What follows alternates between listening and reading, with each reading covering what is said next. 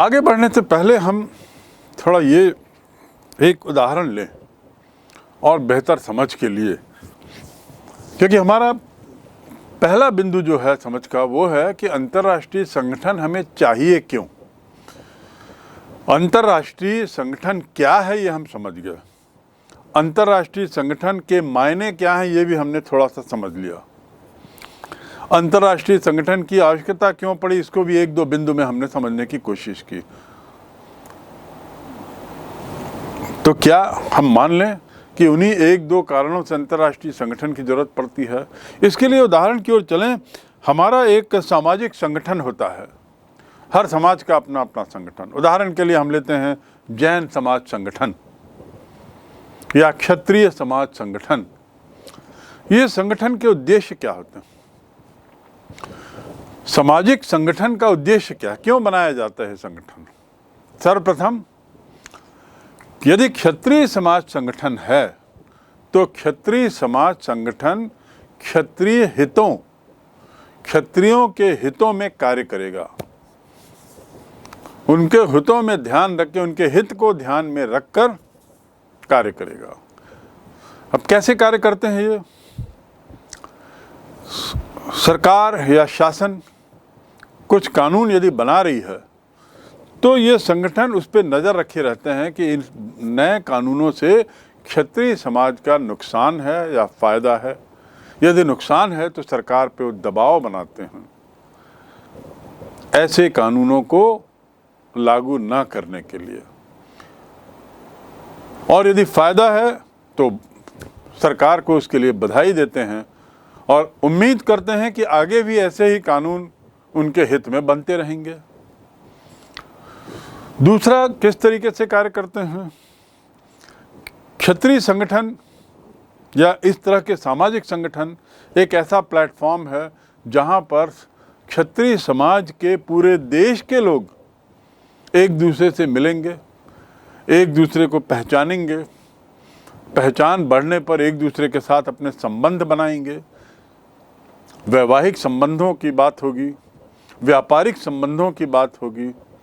हो सकता है रायपुर के क्षत्रिय परिवार को जो किसी एक विशेष वस्तु के व्यापार में यहाँ पर है, उसे अपनी उस वस्तु के निर्माण के लिए किसी एक अन्य वस्तु की जरूरत पड़ती है जिसका उत्पादन तमिलनाडु में होता है, और क्षत्रिय परिवार वहाँ तमिलनाडु में उसका मालिक है। दोनों के बीच में संबंध स्थापित हो गए और दोनों की जो आवश्यकताएं हैं उसकी पूर्ति हो जाएगी। उसके साथ ही अपने समाज के जो पढ़ने लिखने वाले बच्चे हैं उनके लिए स्कॉलरशिप आदि की व्यवस्था, जो दिव्यांग हैं, शारीरिक रूप से कमज़ोर हैं, उनके लिए कुछ विशेष व्यवस्थाएं,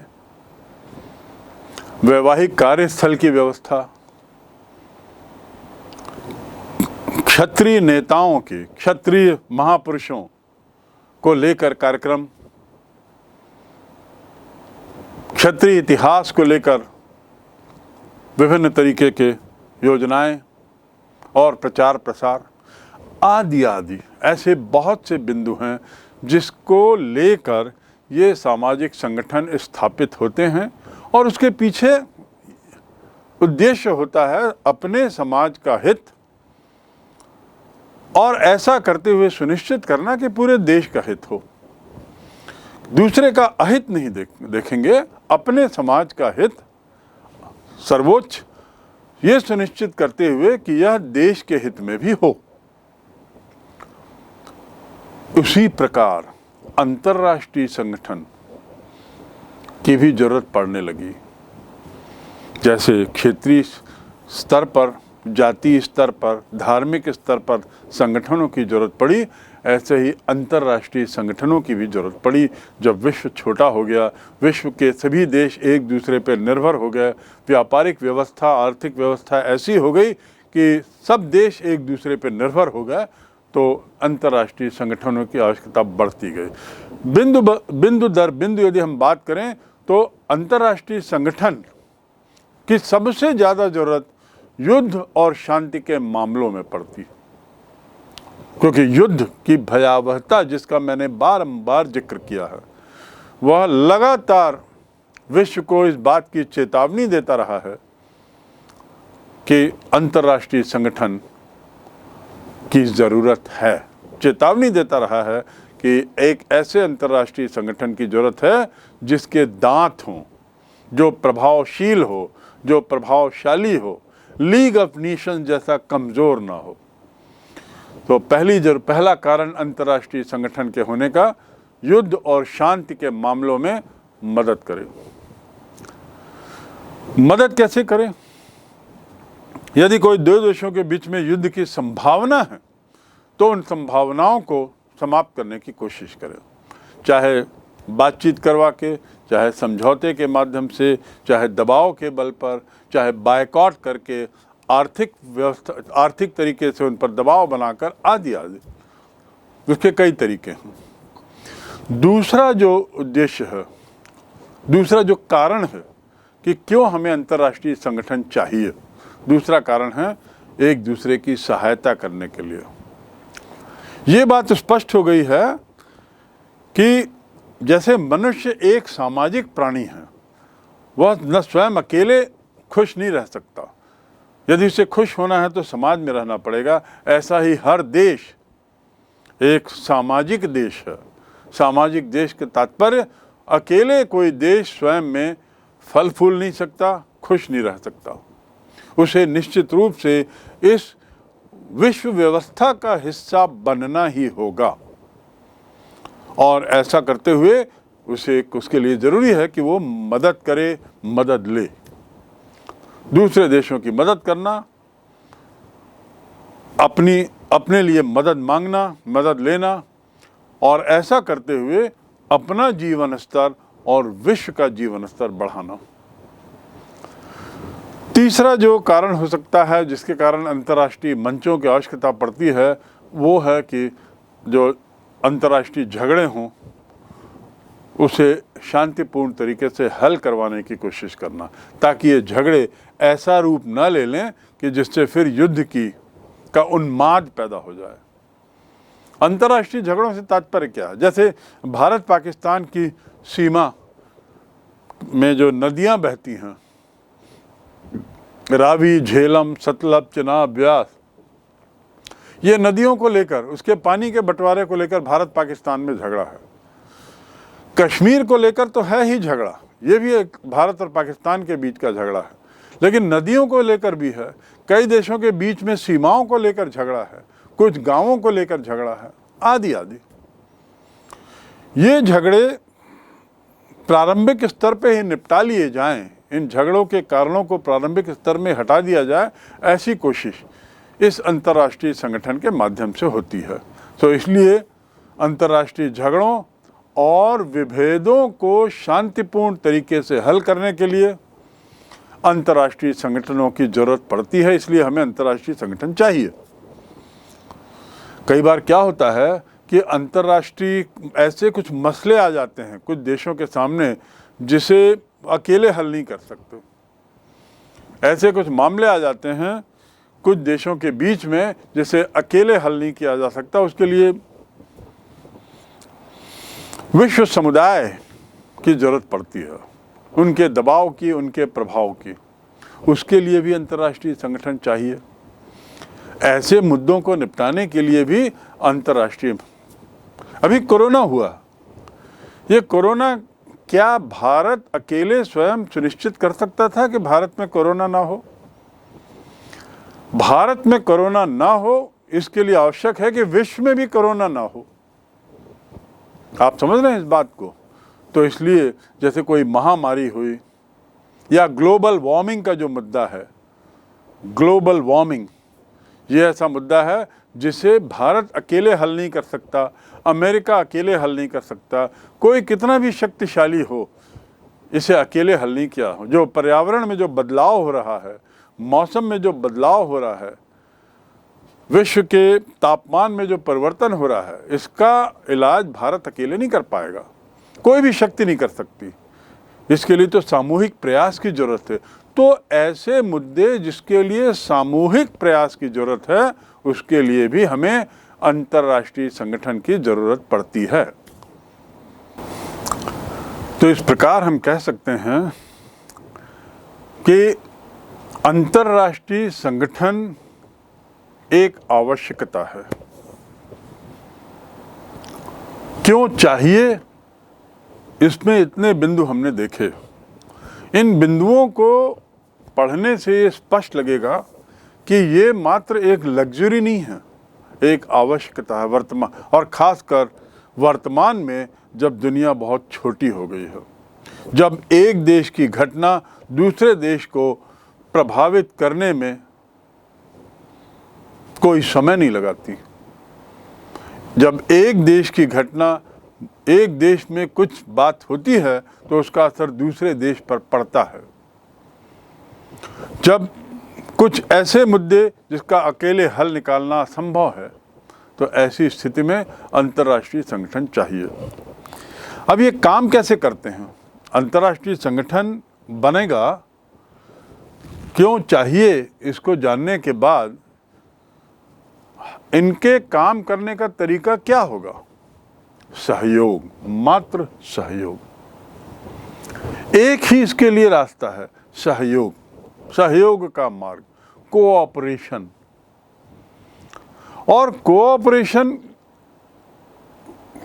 तभी संभव है जब कुछ उस कोऑपरेशन के कुछ आधार हों, कुछ दायरा हो, कुछ उसके कानून हो, कुछ उसका ढांचा हो। आधार हो, दायरा हो, उसके अपने कानून हो, उसका ढांचा हो, स्ट्रक्चर हो, तभी तो एक संगठन ऑर्गेनाइज्ड संगठन कहलाएगा। किसी तात्कालिक समस्या के लिए संगठित हो जाना एक बात है, लेकिन तात्कालिक समस्या के लिए, लेकिन विश्व में दिन प्रतिदिन 24 घंटे घटनाएं हो रही हैं। उन घटनाओं पर पैनी नज़र रखना, सुनिश्चित करना कि इन घटनाओं का दुष्प्रभाव ना पड़े, सुनिश्चित करना कि ये घटनाएं विश्व को गलत तरीके से प्रभावित ना करें, इसके लिए ज़रूरी है कि कोई सा ऑर्गेनाइज्ड स्ट्रक्चर हो। और इसी ऑर्गेनाइज्ड स्ट्रक्चर की ज़रूरत ने संयुक्त राष्ट्र संघ के स्थापना की नींव रखी। तो अब हम ये समझ गए कि संयुक्त राष्ट्र संघ हमें क्यों चाहिए, या संयुक्त राष्ट्र संघ के निर्माण की पृष्ठभूमि अब हम समझ गए होंगे। संयुक्त राष्ट्र संघ के बारे में दो लोगों के विचार बड़े जरूरी हैं आपको जानना, कि कैसे लोगों का क्या कहना है संयुक्त राष्ट्र संघ की स्थापना के लेकर। डॉग हैमरशोल्ड, जो संयुक्त राष्ट्र संघ के दूसरे महासचिव थे, महासचिव का अर्थ है अंग्रेजी में secretary general, second secretary general. क्या है सेक्रेटरी जनरल, ये हम चर्चा करेंगे। फिलहाल आप इतना जान लें कि डॉग हैमरशोल्ड सेकंड सेक्रेटरी जनरल थे, और सेक्रेटरी जनरल जो होता है वो संयुक्त राष्ट्र संघ के कार्यालय का मुखिया होता है। मैंने बताया कि एक स्ट्रक्चर की जरूरत होती है, ऑर्गेनाइज्ड स्ट्रक्चर की, किसी भी संस्था को चलाने के लिए। तो संयुक्त राष्ट्र संघ नाम की संस्था के लिए भी एक जो स्ट्रक्चर है, उस स्ट्रक्चर का मुखिया जो सतत रूप से वहाँ बैठता है, वो कहलाता है सेक्रेटरी जनरल या महासचिव डॉग हैमरशोल्ड। डॉग हैमरशोल्ड ने क्या कहा संयुक्त राष्ट्र संघ के बारे में? संयुक्त राष्ट्र संघ का गठन मानवता को स्वर्ग में पहुंचाने के लिए नहीं, बल्कि नरक से बचाने के लिए हुआ है। संयुक्त राष्ट्र संघ का गठन मानवता को स्वर्ग पहुंचाने के लिए नहीं, बल्कि नरक से बचाने के लिए हुआ है।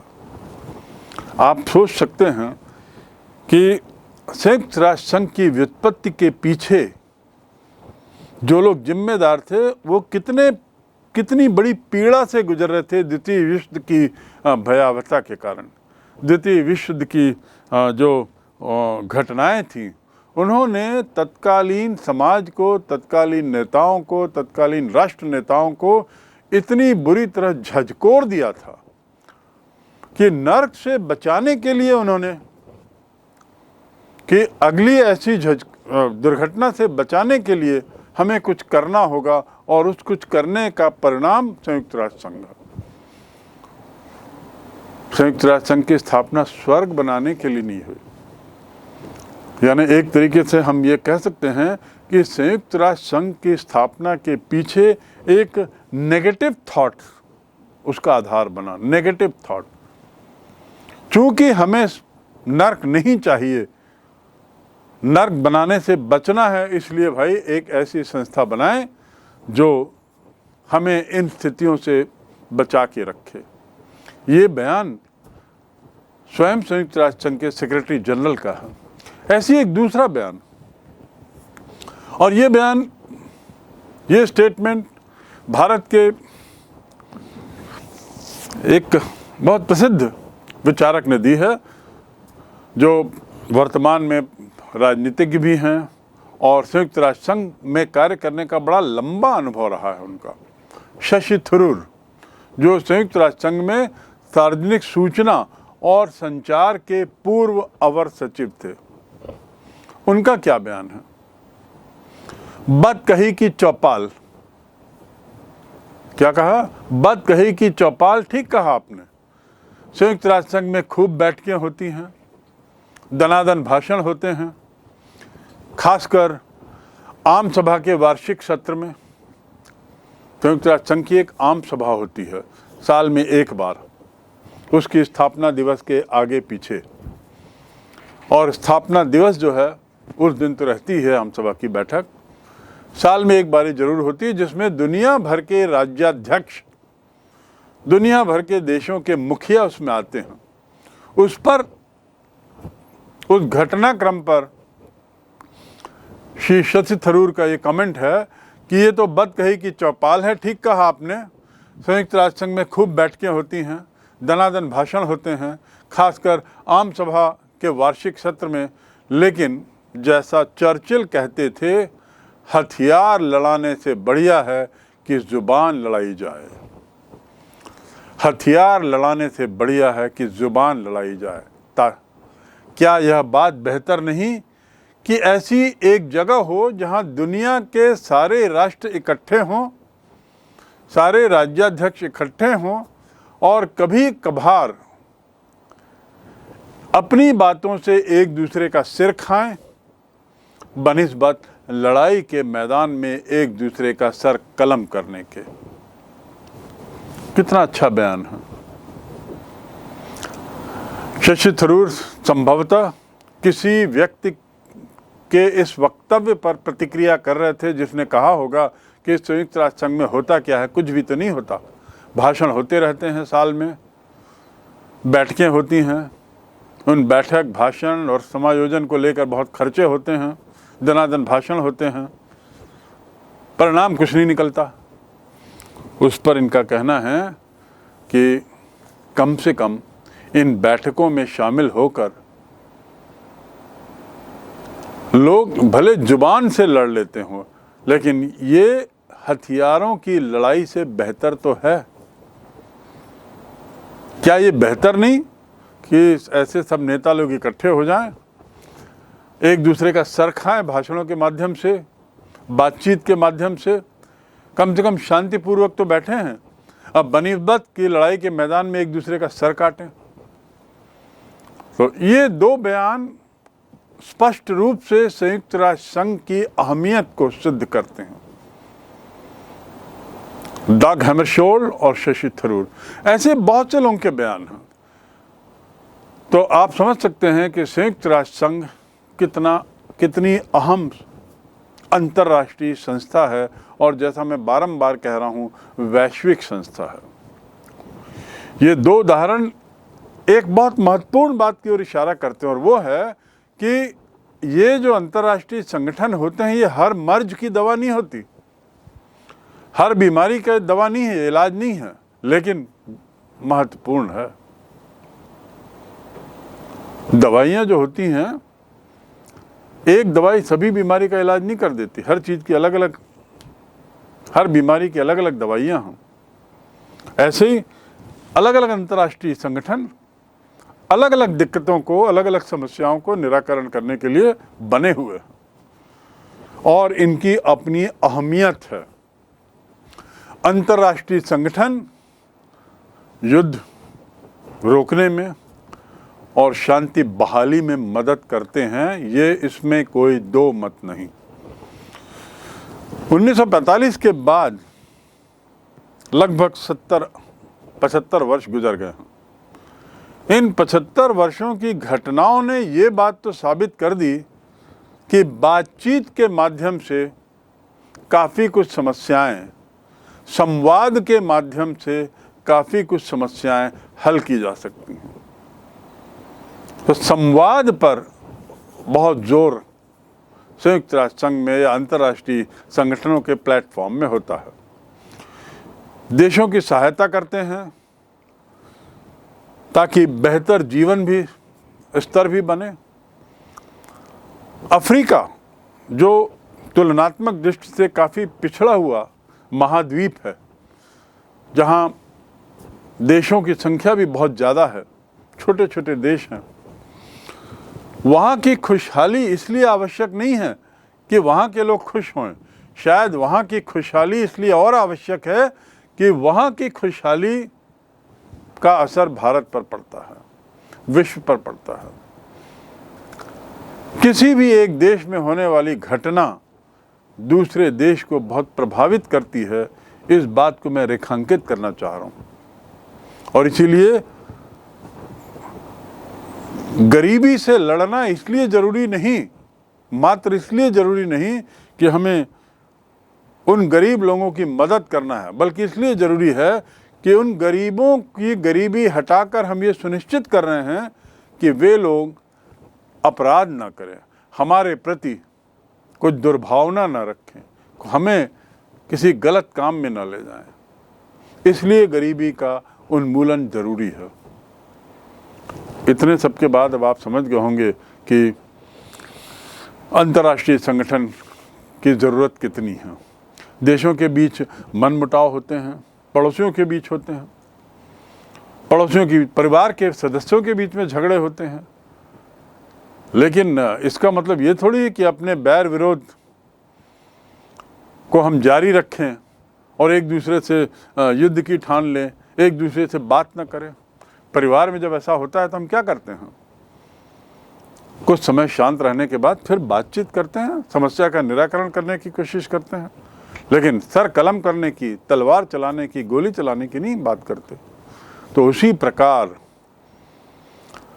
जिस तरीके से विभेद के मसलों को, विभिन्नता के मसलों को शांतिपूर्वक हल करते हैं घर में, समाज में, राज्य में, उसी प्रकार ऐसे मसलों को शांतिपूर्ण समाधान ढूंढने के लिए, ऐसे मसलों के शांतिपूर्ण समाधान ढूंढने के लिए ये अंतर्राष्ट्रीय मंचों की आवश्यकता पड़ती है। आज का जो विश्व है, जिसे ग्लोबल विलेज कहते हैं, जिसमें राष्ट्रों के बीच में परस्पर निर्भरता बहुत बढ़ गई है, एक दूसरे पर निर्भरता बहुत बढ़ गई है, ऐसी स्थिति में अंतर्राष्ट्रीय संगठनों की अहमियत बढ़ गई है, ज़रूरत बढ़ गई है। ये अब वर्तमान अंतर्राष्ट्रीय राजनीति के एक बहुत महत्वपूर्ण अंग बन चुके हैं।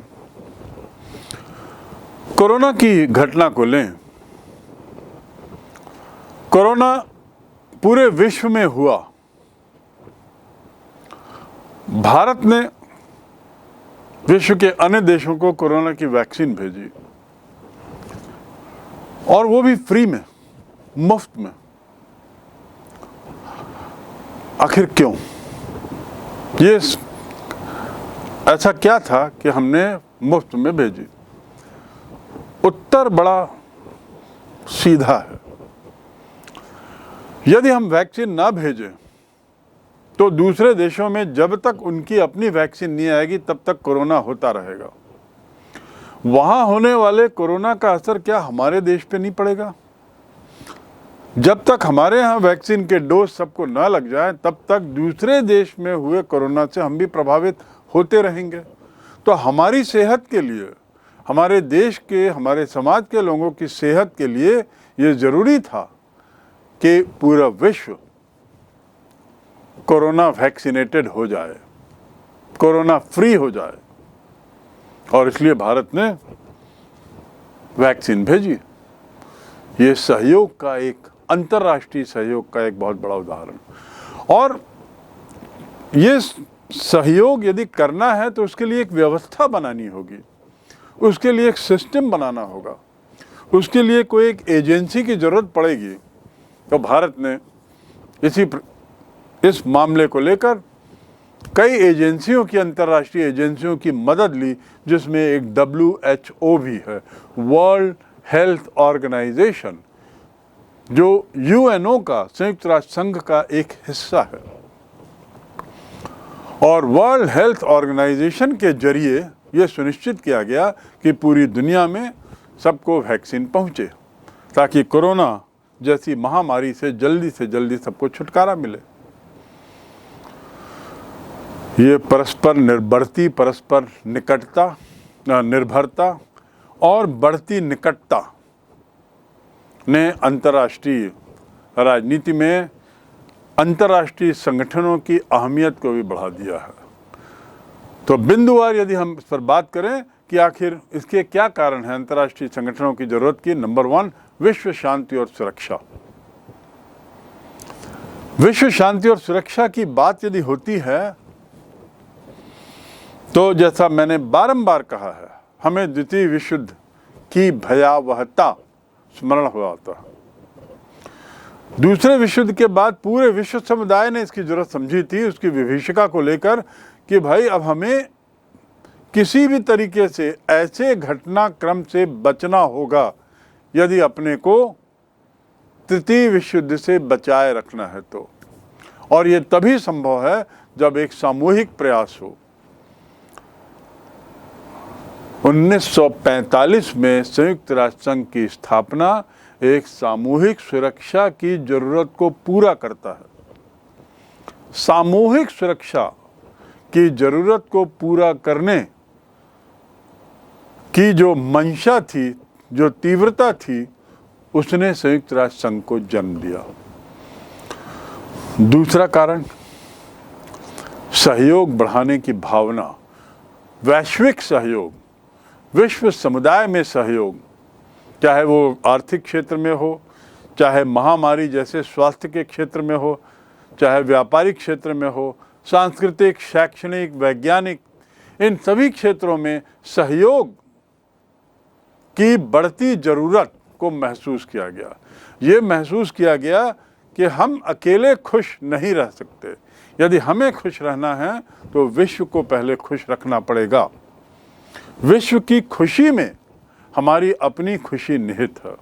कहते हैं ना कि एक परिवार में, एक घर का जो परिवार है, 5 सदस्य होते हैं सामान्यतया। उन 5 सदस्यों में हम सुनिश्चित करते हैं कि सब खुश रहें, क्योंकि उनमें से एक यदि खुश नहीं है तो क्या परिवार के बाकी सदस्य खुश रहेंगे? क्या उस परिवार का माहौल खुशनुमा रहेगा? नहीं। तो इसलिए ये सुनिश्चित करते हैं हम परिवार के सदस्य कि सब लोग खुश रहें। उसी प्रकार अब विश्व एक परिवार बन चला है, एक संयुक्त परिवार बन चला है, और इसलिए ज़रूरी है कि हम सहयोग के जरिए व्यापार के क्षेत्र में, सांस्कृतिक क्षेत्र में, शिक्षा के क्षेत्र में, स्वास्थ्य के क्षेत्र में, वैज्ञानिक क्षेत्र में सहयोग करें, समन्वय बढ़ाएं। और इसलिए सहयोग और समन्वय के लिए ज़रूरत है कि एक अंतर्राष्ट्रीय संगठन हो। विश्व स्वास्थ्य संगठन, जिसका मैंने अभी जिक्र किया, WHO, वर्ल्ड हेल्थ ऑर्गेनाइजेशन, ऐसे ही शिक्षा के क्षेत्र में यूनेस्को, UNESCO, यूनेस्को, ये शिक्षा के क्षेत्र में दुनिया में काफ़ी कार्य कर रहा है। ऐसे ही WTO, world trade organisation, ILO, international labour organisation, अंतर्राष्ट्रीय श्रम संगठन जो श्रमिकों के लिए कार्य करता है, अंतर्राष्ट्रीय स्तर पर श्रमिकों के लिए कार्य करता है, अंतर्राष्ट्रीय स्तर पर यूनेस्को विद्यार्थियों बच्चों के लिए कार्य करता है, उनकी खुशहाली के लिए क्या किया जा सकता है उसके प्रयास करता है। और ये सब क्यों? क्योंकि ऐसा विश्वास बढ़ चला है लोगों के मन में कि दूसरों की खुशी उतनी ही आवश्यक है जितनी कि अपनी खुशी। यदि हमको खुश रहना है तो दूसरों को खुश रखना जरूरी होगा। दूसरों की खुशी में हमारी खुशी निहित है। ये सहयोग की एक अहम सहयोग का एक अहम पायदान है। तीसरा, वैश्विक चुनौतियों का सामना और उसका समाधान। अंतर्राष्ट्रीय संगठन ही विश्व की बढ़ती हुई चुनौतियों का सामना कर सकते हैं और उसका समाधान निकाल सकते हैं। मैं अकेले समाधान नहीं निकाल सकता। अब विश्व एक दूसरे पर इतना निर्भर हो चुका है, एक दूसरे से इतना जुड़ चुका है कि अब अकेले समाधान संभव नहीं है। मैं पुनः कोरोना का उदाहरण दूंगा, और कोरोना का उदाहरण मैं बारंबार इसलिए दे रहा हूं क्योंकि ये निकट भूतकाल में घटी हुई घटना है जिसके आप लोग चश्मदीद गवाह हैं। कोरोना के प्रभाव को, कोरोना को का कैसे इलाज किया गया, कोरोना से कैसे मुक्ति पाने का प्रयास किया गया, आदि आदि, और कोरोना हुआ क्यों, ये सब बिंदुओं को आपने देखा है, समझा होगा। इसलिए मैं ये उदाहरण बारंबार दे रहा हूँ। तो ऐसे ही तीसरा जो कारण है, तीसरा कारण किस चीज़ का? अंतर्राष्ट्रीय संगठनों के विकास और उदय का तीसरा कारण हम कह सकते हैं कि वैश्विक चुनौतियों का समाधान करता है। ये विश्वास अब सबके मन में आ चुका है कि अकेले नहीं कर सकते। जलवायु परिवर्तन जिसका मैंने पूर्व में जिक्र किया, गरीबी, अफ्रीका की बात की मैंने, भूखमरी, आतंकवाद। आज की समस्या, एक बहुत बड़ी समस्या आतंकवाद है। आतंकवाद का जो सबसे बड़ा उदाहरण जो दिया जाता है वो है 9/11 के घटना, वर्ल्ड ट्रेड सेंटर, जहां अमेरिका में उसामा बिन लादेन के आतंकवादी गुट ने वर्ल्ड ट्रेड सेंटर पे 2 हवाई हमले किए एक तरीके से, और लगभग 3000 जानें गई थीं। उसने पूरी दुनिया को हिला दिया। अमेरिका में जहां पर जो सर्वशक्तिमान देश है, वहां पर यदि ऐसा हमला हो सकता है तो दुनिया में कहीं भी हो सकता है। इस भय ने, इस संभावना ने, ऐसी घटना की भविष्य में संभावना ने ये दुनिया को मजबूर किया कि वे एक दूसरे के और निकट आएं और ऐसी अंतर्राष्ट्रीय संस्थाओं के माध्यम से इस तरह की घटनाओं की पुनरावृत्ति न होने के समुचित कदम उठाएं। मानवाधिकारों की रक्षा, परमाणु समस्या, परमाणु बम के निर्माण से जो समस्याएं दुनिया में आ रही हैं उसका निराकरण कैसे हो। ये भय सदैव देशों को खाता रहता है कि कोई देश का सिरफिरा व्यक्ति परमाणु बम दूसरे देश पर ना गिरा बैठे। जापान के हिरोशिमा और नागासाकी पर जब बम गिराए गए अगस्त 1945 में, तो उसके दुष्परिणाम जग जाहिर हैं। और उस समय के गिराए गए एटम बम की तुलना में आज के परमाणु बम 100 गुना 200 गुना ज़्यादा घातक हैं। ऐसी स्थिति में ये डर सदैव बना रहता है कि कहीं परमाणु बम का कोई उपयोग या दुरुपयोग ना कर बैठे। यहाँ पर मैं एक बात कहना चाहूँगा कि इस परमाणु बम की भयावहता, उसका डर इतना ज़्यादा, उसका कारण, उसको लेकर आइंस्टीन ने जो बयान दिया था वो सबको सजग कर सकता है। उन्होंने कहा था कि कहीं ऐसा ना हो कि तीसरा विश्व युद्ध इतना भयानक ना हो जाए कि चौथे विश्व युद्ध में लोग धनुष बाण का उपयोग करें। यानी हम इतने बैकवर्ड ना हो जाएं तीसरे विश्व युद्ध के बाद। तीसरे विश्व युद्ध के बाद, जरा ध्यान से सुने, तीसरा विश्व युद्ध, क्योंकि यदि तीसरा विश्व युद्ध होता है तो परमाणु युद्ध होगा, और यदि परमाणु युद्ध होता है तो निश्चित रूप से मानव जात समाप्त हो जाएगी और हम लोग फिर वही आदिकाल के युग में चले जाएंगे जब धनुष बाण जैसी चीज़ों का उपयोग होगा। विकास की जो हमने इतने लाखों वर्षों में जो प्रगति की है, विकास का जो रास्ता चले हैं, वो सब वापस आदि मानव के स्तर पे आ जाएगा। तो इसलिए वैश्विक चुनौतियों के समाधान के लिए, जलवायु परिवर्तन के समाधान के लिए, जो जलवायु में जो परिवर्तन हो रहा है, तापमान में जो परिवर्तन हो रहा है, ग्लेशियर जो पिघल रहे हैं, पिघलते हुए ग्लेशियर की समस्या केवल उस देश की नहीं है जहाँ के ग्लेशियर पिघल रहे हैं। हिमालय पर्वत पर बढ़ती हुई गर्मी वहाँ के बर्फ को लगातार पिघला रही है। ये समस्या केवल भारत की नहीं है। उसके पिघलने से जो पानी का बहाव हो रहा है, जो बाढ़ आ रही हैं, जो अंदरूनी हलचल हो रही है भूमि में, ये केवल समस्या भारत की या नेपाल की नहीं है जहाँ हिमालय स्थित है। ये एक तरीके से वैश्विक समस्या है, क्योंकि इस तरह की समस्या अन्य देशों के पर्वतों में भी, अन्य देशों में भी आ रही है। तो इसलिए वैश्विक चुनौतियों के समाधान के लिए जरूरी है।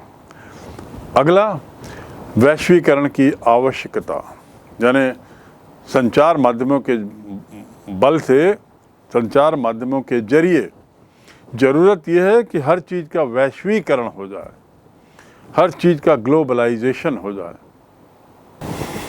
इस वैश्वीकरण की बढ़ती आवश्यकता के संबंध में यही एक बात आपके लिए काफ़ी है कि मैक्लुहान ने जिसे बहुत पहले कहा था, मैक्लुहान, कि दुनिया एक वैश्विक गांव बन चुका है और वैश्विक गांव बनने से एक दूसरे पर निर्भरता बढ़ी है।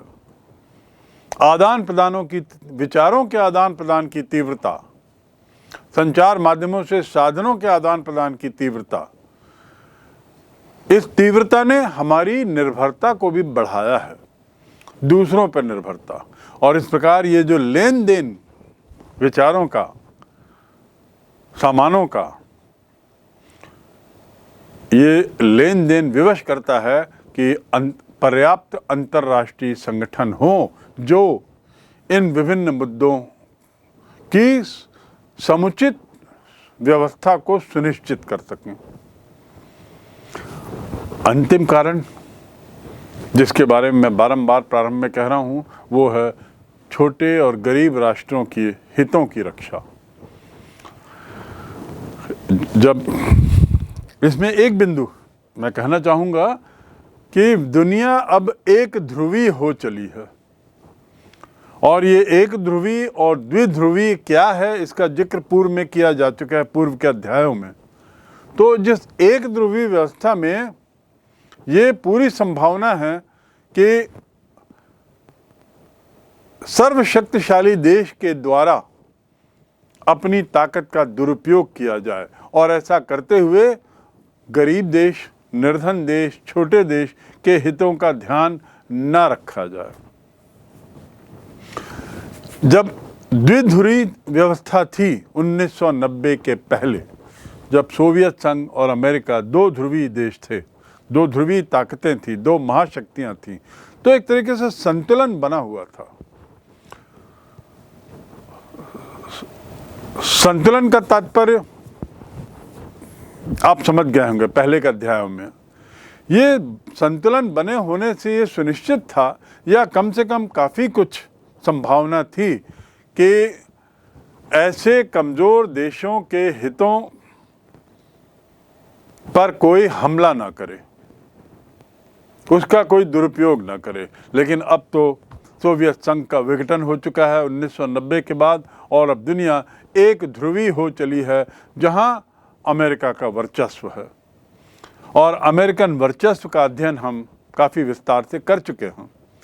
ऐसे में संभावना बढ़ जाती है कि ये गरीब निर्धन छोटे देशों, विशेषकर अफ्रीका और एशिया में, जहां ऐसे देशों की प्रचुरता है, बहुलता है, इनके साथ किसी तरीके का शोषण ना हो। अमेरिका ने एक महाशक्ति के रूप में, आप तो देख ही चुके हैं कि उन अध्यायों में पढ़ चुके हैं कि एक महाशक्ति के रूप में अमेरिका ने कैसे इराक के साथ व्यवहार किया, कैसे लीबिया के साथ व्यवहार किया, कैसे अफ़गानिस्तान के अंदरूनी मामले में हस्तक्षेप किया, और फिर जब इच्छा हुई तो अफ़गानिस्तान छोड़ के चला भी गया। ऐसा करते हुए ये महाशक्ति उस देश की अखंडता, छोटे देशों की संप्रभुता, इसमें एक राह का रोड़ा बनती है। और ये भय सतत रूप से सताते रहता है आज एक ध्रुवी विश्व में कि कहीं ये महाशक्ति अपना राजनीतिक खेल इन देशों में तो नहीं खेल रही है। और सच्चाई तो ये है कि वास्तव में इराक, लीबिया, अफ़गानिस्तान, उसके साथ ही जो अन्य कुछ देशों में अमेरिका ने अपनी ताकत का दुरुपयोग किया है, मनमाने ढंग से हस्तक्षेप किया है, अकारण ही उन पर कब्जा किया है। इसकी बढ़ती संभावना को रोकने के लिए भी अंतर्राष्ट्रीय मंच की आवश्यकता है। विश्व की शांति, ऐसी जो घटनाएं हुई हैं इराक में, लीबिया में, अफ़गानिस्तान में, ये विश्व शांति के लिए खतरा बन जाती हैं। आज अफ़गानिस्तान आतंकवाद का एक बहुत बड़ा अड्डा बन चुका है। हमारा पड़ोसी राष्ट्र पाकिस्तान आतंकवादी गतिविधियों को बहुत प्रश्रय देते रहता है। ऐसी स्थिति में भारत अकेला इस आतंकवाद से नहीं लड़ सकता। तो अंतर्राष्ट्रीय मंच ऐसे समय में बहुत बड़ी भूमिका निभा सकते हैं, और निभाते ही नहीं हैं बल्कि आने वाले दिनों में इन संगठनों को और मजबूत बनाने की आवश्यकता है। इनको और ऐसे अधिकारों को देने की आवश्यकता है जिससे कि ये समुचित सक्षम कार्रवाई कर सकें। गरीब राष्ट्रों के आर्थिक हितों की रक्षा करना, ये सुनिश्चित करना कि गरीब देश गरीब ही होते ना चले जाएं, क्योंकि इसमें कोई दो मत नहीं कि अमीर अमीर होते जाता है और गरीब गरीब होते जाता है। तो ऐसी स्थिति में क्या गरीब देश और गरीब होते चले जाएंगे? क्या विश्व की अधिकतर जनता जो गरीबी के स्तर से नीचे रहती है, क्या वो और गरीब होती चली जाएगी? क्या उनके हितों की रक्षा करना जरूरी नहीं है? तो अंतर्राष्ट्रीय संगठन यहाँ पर भी बहुत अहम भूमिका निभाते हैं। तो इस प्रकार हम विस्तार से देख चुके हैं कि हमें अंतर्राष्ट्रीय संगठन की आवश्यकता क्यों है। दूसरे शब्दों में संयुक्त राष्ट्र संघ की स्थापना के कारणों पर हमने एक नज़र डाली है।